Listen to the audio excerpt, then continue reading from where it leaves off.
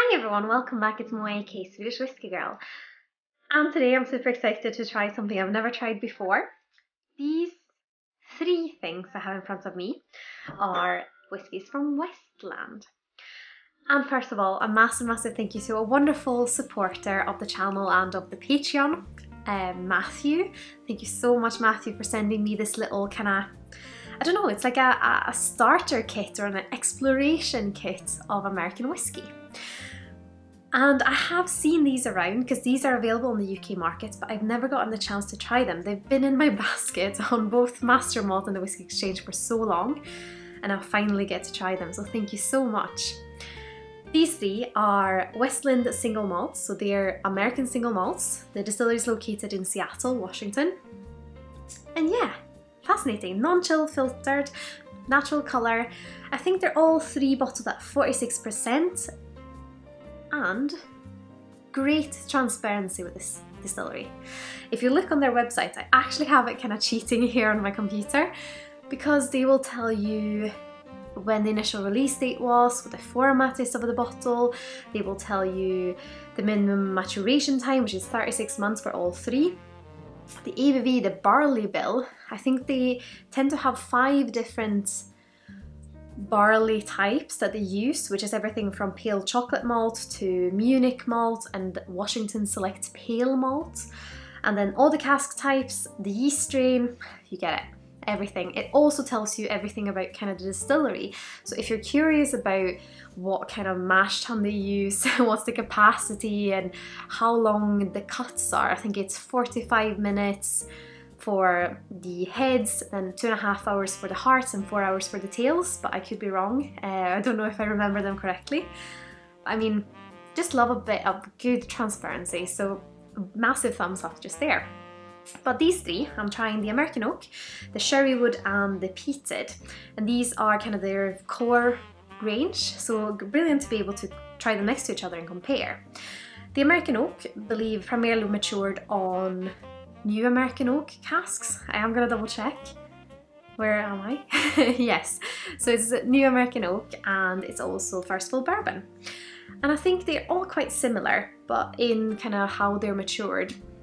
But the peated one also has the addition of peated malt, which is quite heavily peated malt, but it isn't a big proportion of the mash bill. The unpeated mash bill outweighs the peated, but yeah, it'll be interesting to see what it adds to that. And the sherry one also has the addition of sherry and Pedro Jimenez sherry casks. I think that's it. Let's try some because I'm excited. We are going to start with the American Oak, then I'll move on to the Sherrywood and then finish with the peated. And we'll see what we think. So let's have a look on the nose on the first one.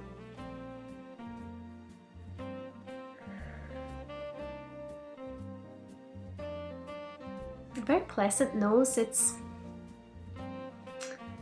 quite dark. I think it's a little bit cold in here as usual. Maybe it is that I missed Sweden so much. I don't want to turn the heating on because I just enjoy the cold and I want it to be a bit rugged. I see there's a big trend in Sweden at the moment to go winter bathing. I'm almost a bit tempted to get down to Portobello, but I mean it's very unnecessary for me to get on a bus or any kind of way to try and get to Portobello at the moment, so I'll just keep it really cold at home. Cody doesn't like it at all, but yeah.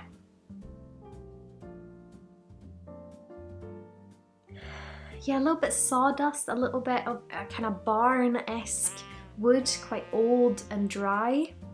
And not kind of barn as in barn animals or that kind of thing, but just like the old wood.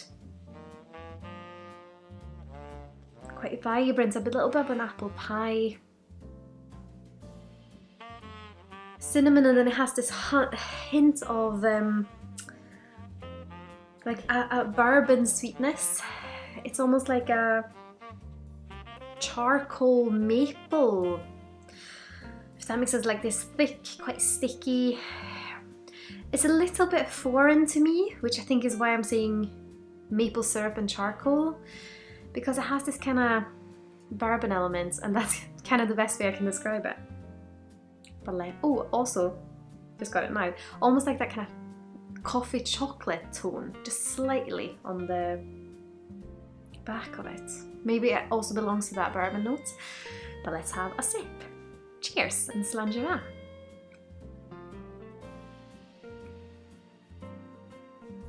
Very pleasant mouthfeel is the first thing I'm getting.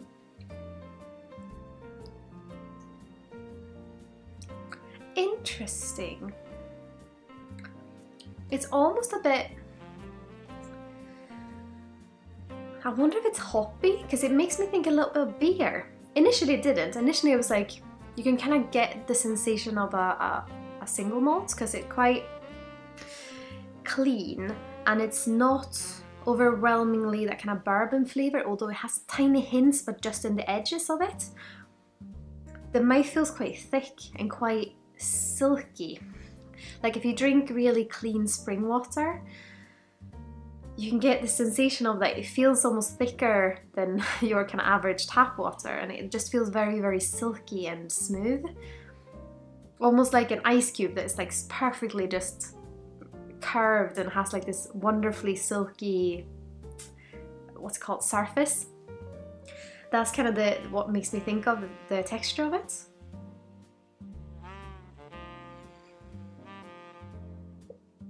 Makes me think a bit of pears. But yeah, it's a malty note that makes me almost think of beer. It almost makes me think slightly of like something fizzy. Like fizzy cola bottles, perhaps. Oh, when you breathe out through your nose and close your mouth. Yeah, it reminds me of is a porter or a stout? I can never remember. I think it's a stout. Just kind of musty maltiness that mixes with that kind of fizzy cola bottles.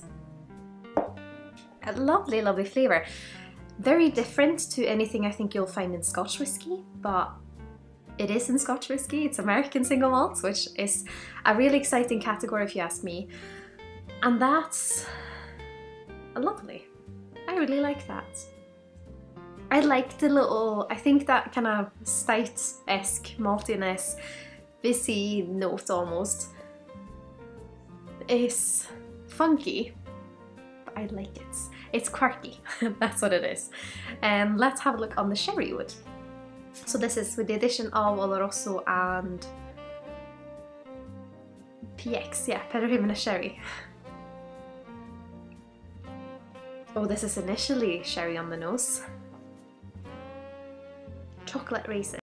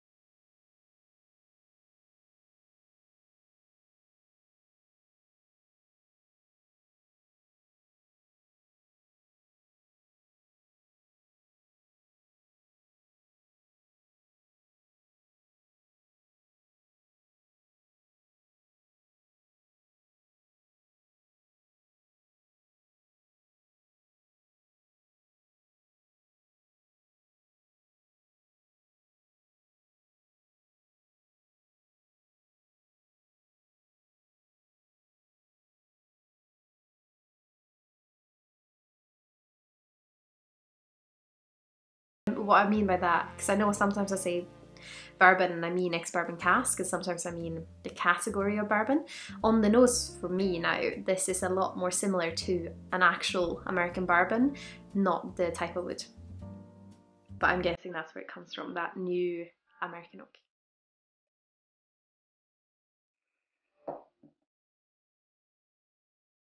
Yeah, the sherry for me feels a lot sweeter, even though there is sweetness in the American oak. The American oak feels like it has another layer. It's a little bit more robust. The sherry wood's very sweet, very approachable, very kind of soft.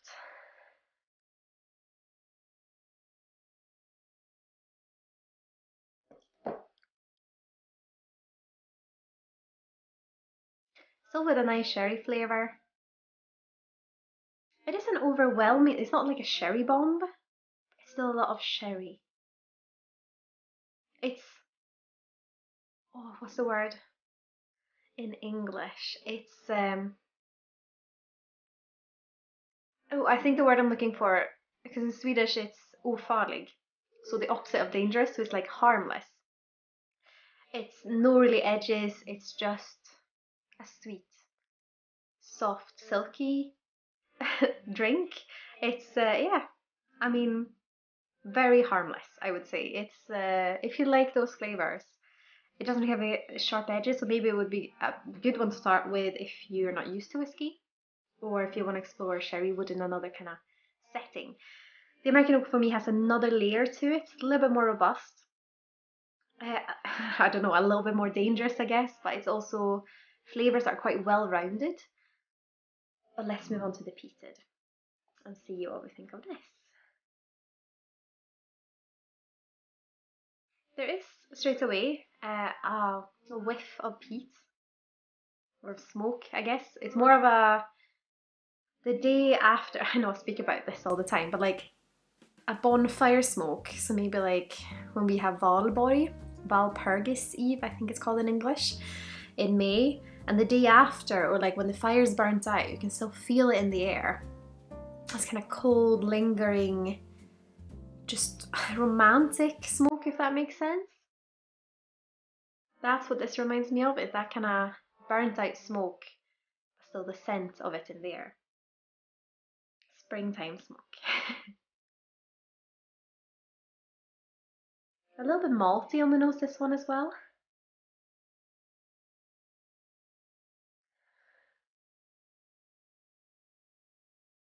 Also a bit banana as well. But let's have a taste. Sanjava and cheers.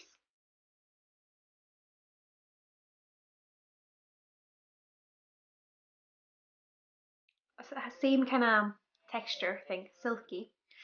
Kicks in with a fruitiness, almost more like an apple fruitiness, but I do think it's a bit of banana in there as well. And then the smoke kicks in a little bit more. It is not overpowering, but it is also not difficult to find. So it's definitely present, but it is soft. It's like that the fire's burnt out, but then you get a whiff of the wind that just kind of comes against you and you can feel the smoke, and it's definitely there, but it's more like a memory of the smoke. I can still feel the smoke on my palate though, so it's not like it's just a ghost. Yeah, so, but it's very soft. It's not like I'll be tasting this tomorrow morning. I know some people say that about heavily peated whiskies. But yeah, now it has a little bit of that kind of maltiness on the palate as well. I would say overall, these are very kind to you. There's a bit of charcoal on this one as well. Very soft still. I think it's even softer than the American oak if you don't see the smoke as something sharp. I'm gonna have a taste of them all again. This is the American oak.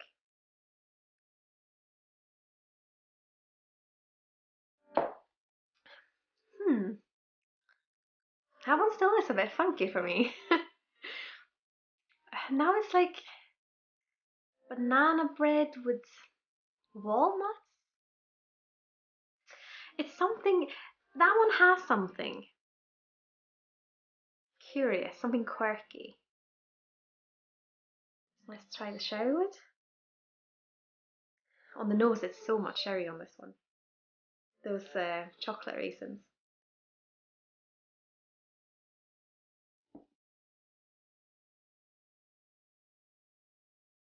A little bit more of a bitterness, a little bit more woodiness. I would say it kind of kicks in now, and I think it probably has the most bitterness of them. But for a sherried whiskey compared to a lot of the scotches I've tried, very, very soft and harmless. I would like to say. That's how I see the flavours of it. And the last sip of the Westland PEATED, I'm going to just be enjoying these. I really like them all. American single malt is a category that I love exploring, and they're very different to Scotch single malts. I am going to say that, but they're not trying to be Scotch single malts. They're trying to be their own thing, which is why I like that. It's just I haven't explored them enough to know much about the category, so this was really brilliant. So thank you, Matthew, again for sending them over.